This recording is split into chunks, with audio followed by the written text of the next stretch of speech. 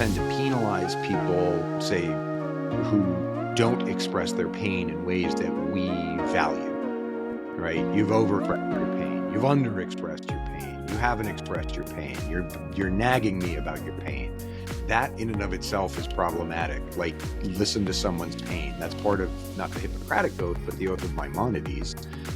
So, I think I don't really know where I'm going with that one, except for like people express pain in many different ways. And just because they're telling a joke doesn't mean they're not in pain.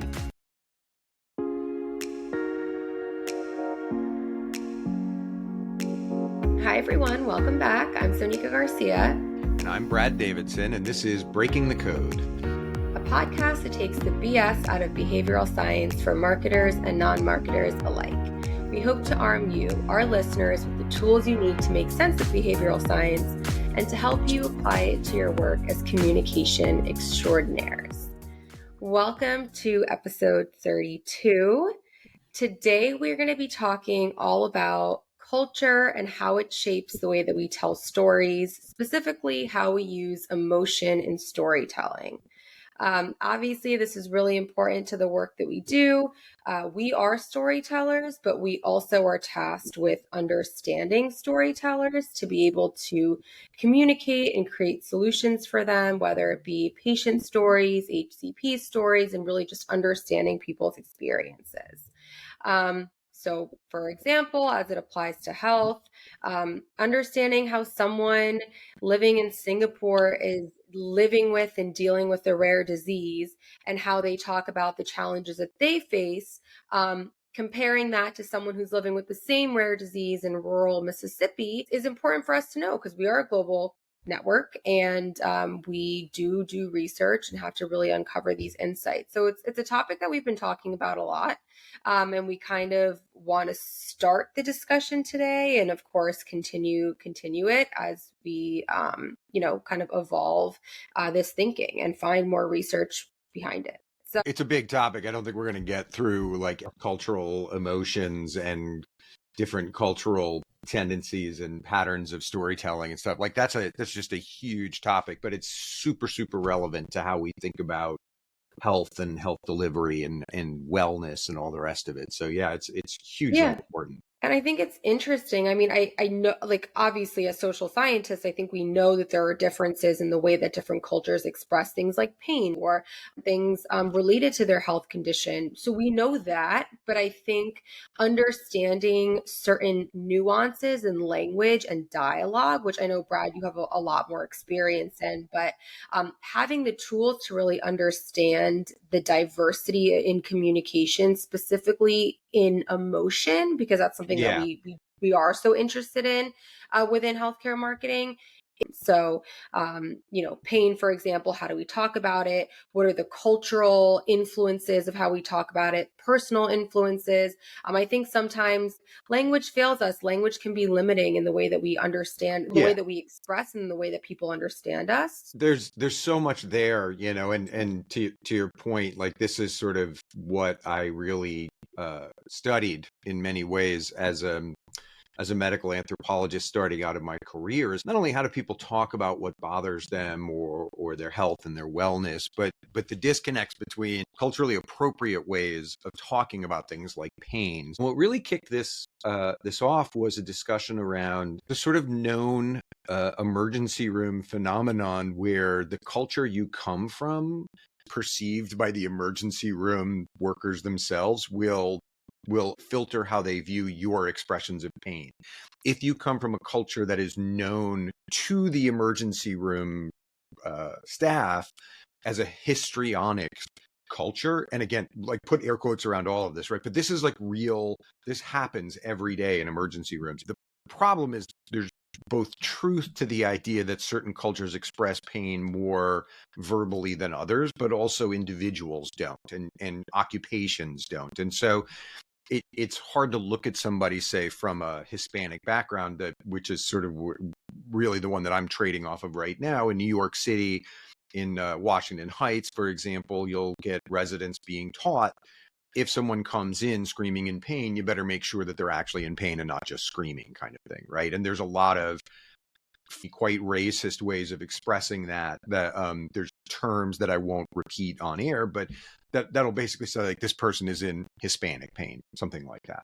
Now, is there some truth to the idea that in certain Caribbean cultures, it's a little bit louder in how you express yourself? That part's well studied. There's no question that that's true, that people in general, volumetrically, space-wise, those sorts of things take up a little bit more space than, say, the English. But that doesn't mean that people always express pain exactly the same way from the same cultural band. One of the challenges of pain is that it's utterly subjective and idiosyncratic. Some people have high tolerance for pain individually, some people don't. Some of that is tied to valuing being, like handling pain. So for example, you might come from a background that's one way, where like a little bit more voluble about how you feel about pain, but then you might be in the military or you might work in construction sites, these sort of like very uber male places where complaining about being hurt is taught out of you very quickly. And so you have this mix of like, do I view myself as strong? Do I view myself as like trying to express it and get it out of my body by expressing it as loudly as possible? There's a lot of beliefs about pain. And one of the things we know, regardless of how you view pain or even how you view what I said, you could come back and go like, none of that's true. What we absolutely know is that it's very difficult to get a handle on what kind of pain somebody's feeling. And that, in spite of how many efforts we've made to simplify it in the clinical setting, with the sort of smiley face to frowny face, to pain scales 1 to 10, making pain a vital sign, making sure that you're checking on people's pains all the time. The reality is, pain is sort of a performance in some ways. We're reading pain on people, and I've told you the story that we have 3 kids, and when we had 2 of them, the first one was much more expressive about his pain than the second one, which meant that we almost missed like a ruptured eardrum, because by the time we brought our second infant in for like just sort of rubbing his ear a little bit, the doctor said both of his ears are infected and could have burst. We had no idea because we were keying off the first kid we had who, at the first sign of ear infection, was really letting us know very loudly, right? And so you've got individual differences. You've also got things like pre-framing. So there's a big article this week or this past week on IUD insertion, just a pinch. And that there's a TikTok campaign going now of women showing their faces during the quote, just a pinch of IUD insertion, because it's not just a pinch. And for some people, it's very painful. And sort of telling people, oh, it's just going to be, you'll feel just a little bit of a cramp, or I think it was cramp, not pinch, whatever it was. Whatever it was, the descriptor was seen as underselling the potential for the pain. And the question becomes, well, do you want your doctor to tell you like it's going to hurt like the Dickens? That pre-frames an expectation. Or do you want the doctor to go, it's not going to hurt that much, and then you're not ready for it at all? And so there's no right answer to that. But there is a TikTok going on now about how if you film yourself getting your IUD inserted, just your face, right? Obviously, not the private parts, and show the sort of like startle, that will help people understand what's coming. It might not, but it's an interesting one that like you're really talking about your expectations setting what you feel, which is fascinating. And I think that's much more your world than mine. I think in terms of stories, I'll tell one more small story, but an academic one, to talk a little bit about emotions and story and culture, because we haven't really talked about stories, but stories are how we connect facts and how they make sense of the world, right? We seem driven to create just so stories, like why things happen. And we use them as well to describe the appropriate ways of reacting to things like grief. There's a very famous story by an anthropologist named Renato Rosaldo called Grief and a Headhunter's Rage. And the very short version of it is, he and his first wife were studying in Borneo, I believe, headhunters. And the explanation the headhunters were giving was that when grief was overwhelming, they would go take a head and they would put their grief in that head. And Renato Rosaldo describes this as something that he saw as transactional, and he tried to use a lot of different sort of anthropological frameworks for understanding it. And then his wife slipped on a mountain trail, fell hundreds of feet, and died right in front of him. And he said, for the first time, I fully understood what they meant by grief and rage and wanting to take a head. That he had been in the country long enough and had been studying them long enough that his instinct for how to place his grief was, maybe I should go take a head, right? Obviously, had he stayed in, and I don't know where Renato's from, but had he stayed at Stanford and never left California, the first thought wouldn't be, let's go take a head, right? So in some ways, you can see how like grief mediated through rage then turns into action, then turns into something that I can do to put this away, becomes very symbolic. I'm not encouraging anybody to go take a head, but what I am saying is his point was he was unable to understand this equation of grief leading to peace until he personally experienced it. And I think that's just true across the board, that the what we feel, then how we express it, being culturally mediated in the stories we tell, and then having culturally appropriate ways of dealing with that, even if, appropriate is a sort of stretch in some cases, we then get to the point where we go, there's really no such thing as a natural reaction to, say, grief or pain. Everything is filtered through our understanding of what's the right way of expressing this thing. And then it becomes more complicated when you get into a clinical setting and you're trying to say, get drugs, right, to relieve your pain, because then they go, are you drug seeking or are you not? And so it becomes very, very difficult in a multicultural clinic. And every clinic today is multicultural because we are a nation of recent immigrants in many ways. You're really talking about people whose standard norms of expression are just at odds with each other, or are not at least titrated identically. So you start pulling this thread, and all of a sudden it becomes an entire worldview of pain. It becomes much harder to think of a solution to. So I guess the first learning from all of this is it's nowhere near as simple as you would think. And very often doctors will tell you things like, well, they're not really in pain if they're not taking their pain meds. That's not true, right? There might be many reasons why people don't, but there's a lot to unpack in that. But there's just so much going on with sort of translating nonverbal feelings to words, both structurally and just individual words. Like, what does pain mean?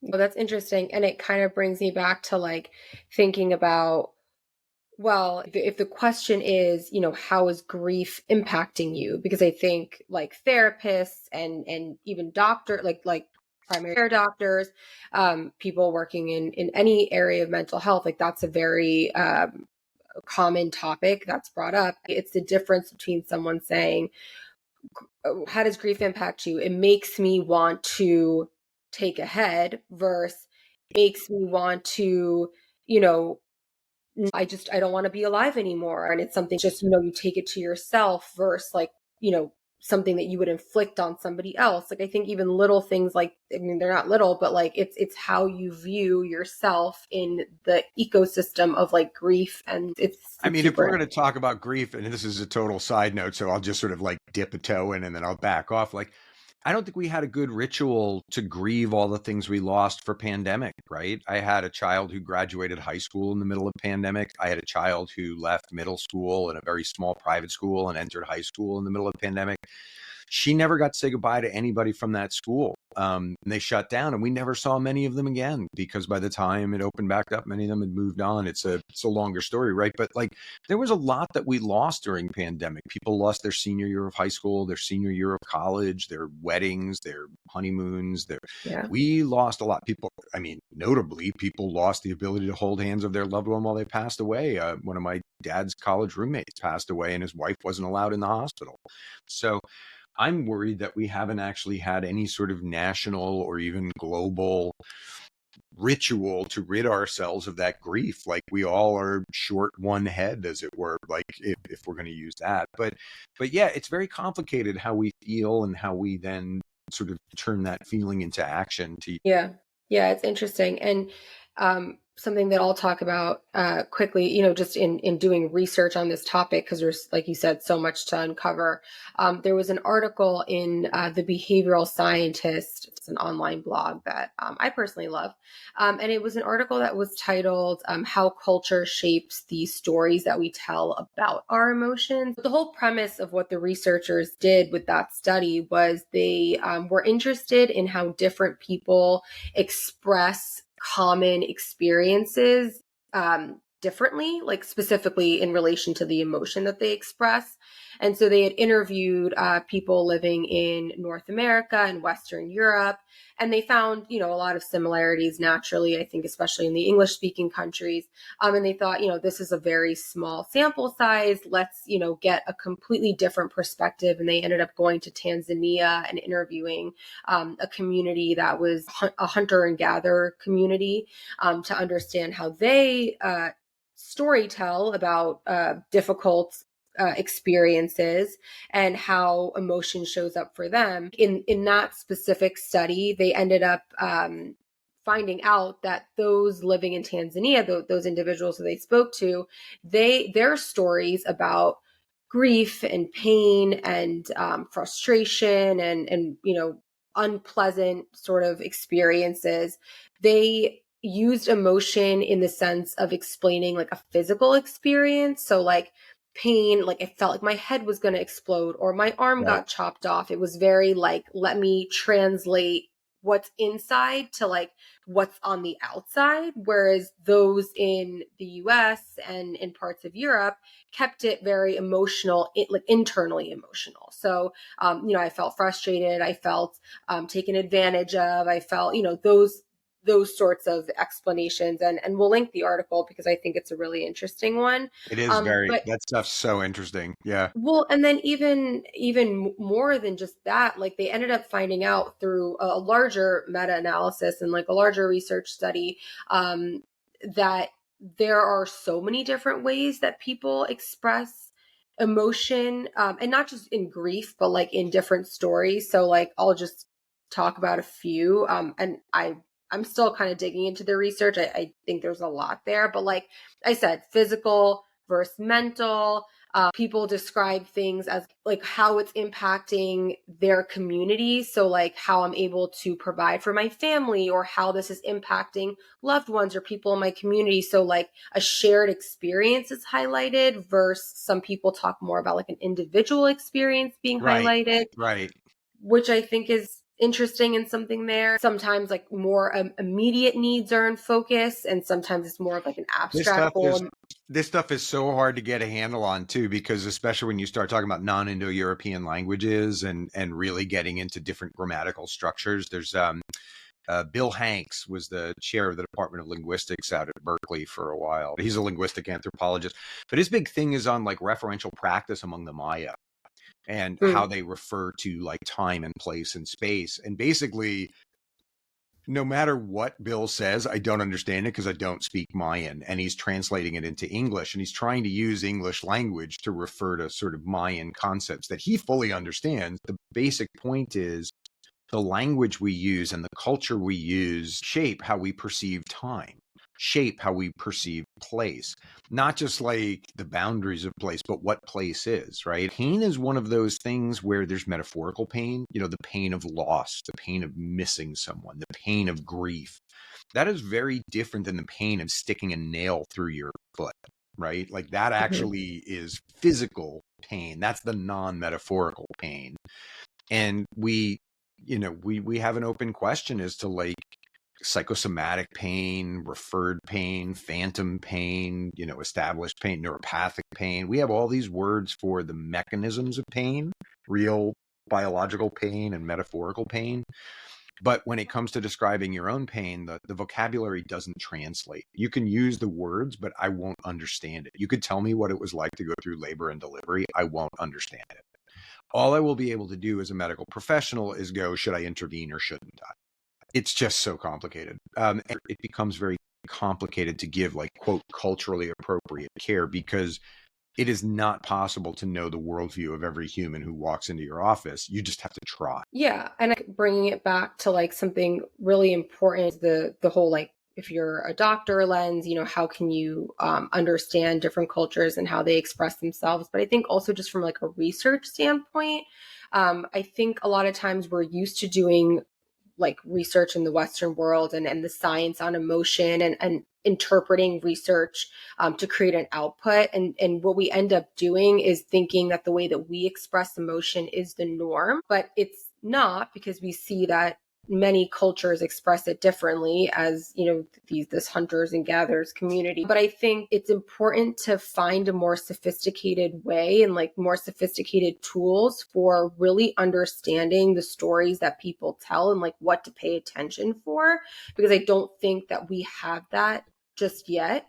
I think if we try to fit everyone's like narrative of pain and experiences into a certain bucket, it feels like their experiences might fall flat. And it's like, okay, so like it's not emotional enough, so it must not feel serious enough, or must not Right. be serious enough. But that's not Yeah. necessarily the case, because even coming off unemotional, you have to know what to listen for and how a certain culture is actually expressing a very emotional situation.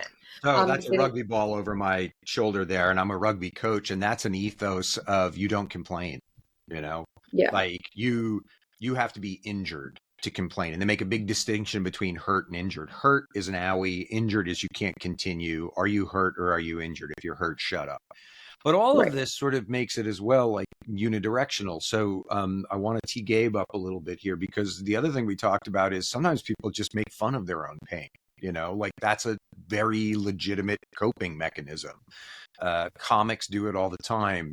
Basically they're metaphorical emotional pain, right? But people making jokes about the pain that they've suffered and trauma bonding is 100% a standard approach in the West. And I would assume it's global. Yeah. So one of the things that was interesting for me as I was reading through, and for some reason, maybe I'm blaming it on April Fool's Day, and I'm thinking about humor and how it relates to pain and everything like that, not just to make a big tonal shift out of nowhere in the middle of the episode. But I think about humor as far as a feature in storytelling. I think that humor for internal, it's like I get to decide how I tell my story. This is going to be funny to me because I consciously decided that it's going to be funny. It's a way of reframing circumstances to either make yourself feel better or even disillusion yourself. I think that there's a bit of a ambiguity with humor that we may touch on a little later when it comes to being the listener and the receiver of stories where people use humor. But just as an outset, for the individual who's being humorous, I see it as a way of control, as a way of telling the story. Interesting. Yeah, if I can laugh at it, it doesn't have power. Right, right. And Brad, I know you said you had a story about trauma bonding, so we could tag team this part. But one of the things I'm thinking like externally when I use humor, and I'm thinking about Gen Z in particular for this example, just because I was doing a lot of digging. And one of the things I found was like in the midst of the pandemic, Vice did a study of Gen Z during the pandemic, how they're coping. And I found that 72% back in April 2020, so 4 years ago, pandemic just hit, everything just shut down. Gen Z said that memes will make them feel capable of getting them through the pandemic. I think that's, and I don't want to jump ahead and I don't want to jump over your story, Brad, but I think that there's something there where Gen Z, when they share these things online and it's this community that they build, I think humor also facilitates making friends and making connections easier than just, I'm going to offload my trauma onto you and you take it and then you do the same thing to me. It's about trauma bonding, but two things occurred to me. Are memes the Gen Z equivalent of taking a head? And the other is, I think that sense of control, right? When linguists look at narrative structures, for example, one of the filters that we might look at is agency. Do you position yourself as somebody who does things, or do you position yourself as somebody to whom things happen? And one of the things about humor is it at least allows you to take it and turn it back around and, put it in fate's face or someone's face that like, I'm not going to let this beat me. Right.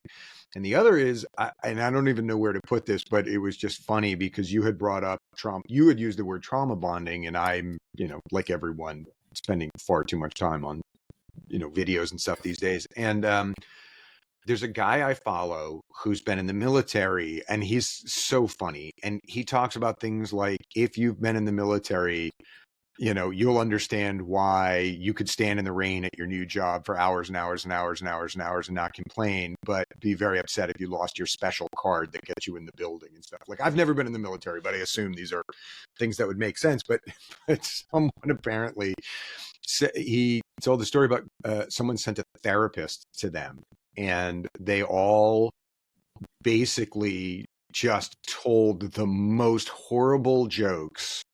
And the therapist finally left and said, "I can't help any of you." And then they cracked up laughing and went and had a beer. And he said it was the most therapeutic thing we'd ever done. Right. But like somehow breaking the therapist's will to therapize them was successful for them. Right. And I just, it's hard to feel as a therapist, I'm sure, that you did any good, but according to this guy, it was the best therapy session they'd ever had, because they just all ganged up on her and sort of wanted to see how far they could tell like dark jokes to prove how broken they were. So I'm not saying that's a good thing. Any therapists who are listening, I'm not saying that's a wonderful thing, but it did strike me as very similar to what you were talking about, that at least I can acknowledge my own pain to the degree that I can share it with other people who've had the same pain, and we can make a joke out of it. And I think that is a very common thread in dark humor, that we're basically taking something that could be seen as just horrible, and we're trying to make light of it. And, I think that is culturally mediated. Like, I think in this culture, very quickly, very early on, we learn that other people's pain can be funny, and then we try and unlearn it. We tend to penalize people, say, who don't express their pain in ways that we value, right? You've overexpressed your pain. You've underexpressed your pain. You haven't expressed your pain. You're nagging me about your pain. We've done studies of women in pain, right? And like doctors will say, like, I just don't want to hear another complaining migraine patient. Just these women are unsatisfiable. Like, that in and of itself is problematic. Like, listen to someone's pain. That's part of not the Hippocratic oath, but the oath of Maimonides. So, I think I don't really know where I'm going with that one, except for like, people express pain in many different ways. And just because they're telling a joke doesn't mean they're not in pain. Yeah. And I think that kind of drives home the point at the end with talking about the listeners. Like, how do we interpret this author, this speaker's pain? Or at least the way they're telling it. Is it humor to destigmatize, or is it humor to trivialize? Right. Right. One of the things that comes up for me from your story was like the listener aspect of it, and I started to get into it a little bit. But even me, like, if you were to go back to that example with Gen Z and their memes and everything like that, 72% said it helped them get through the pandemic. If I see a meme from my friend about World War III, that doesn't convey to me every single thing about their anxiety and their fear. Whereas if they then pull me to the side and talk about all those things, like, I don't want to get drafted, man, this is really scary.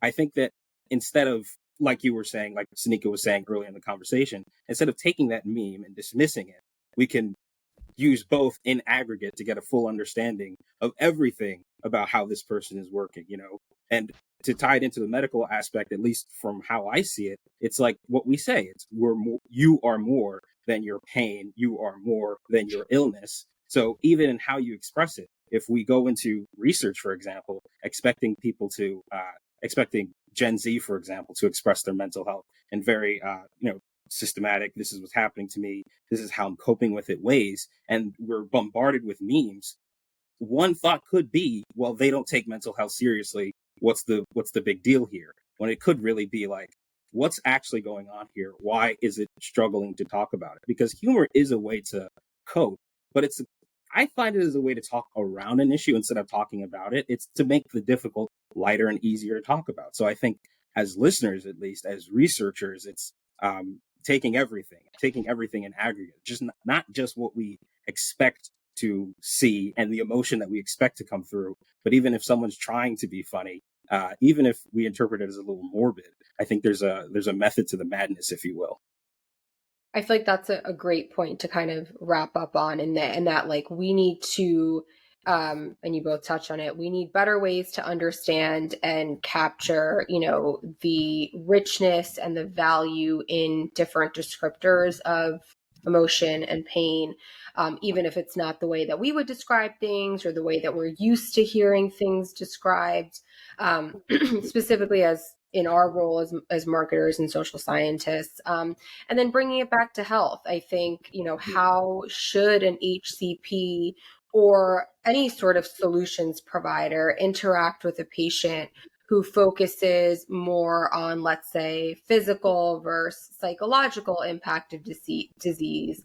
If we are thinking about like treatment goals, immediate treatment goals versus like a more abstract goal. Well, both of those things are valid, but how do we understand them appropriately to be able to really understand what it means to like improve quality of life and things like that? And then for marketers, how do we take all of that and create communications and interventions, keeping in mind, these nuanced differences in the way that people are explaining? And once again, how do we have more sophisticated research analysis methods?